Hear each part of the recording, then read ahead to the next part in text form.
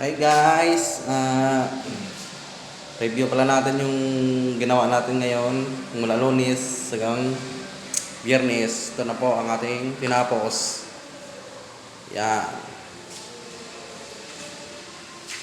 Nalagayan po ng painting ni ma'am.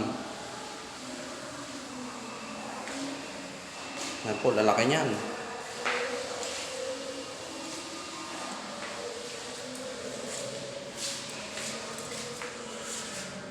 Yan.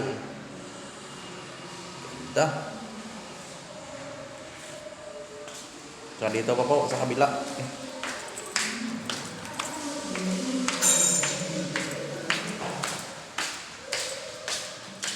Yan.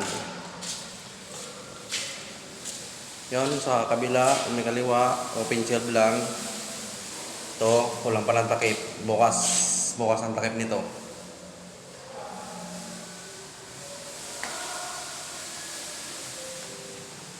Yan po mga hagdan natin.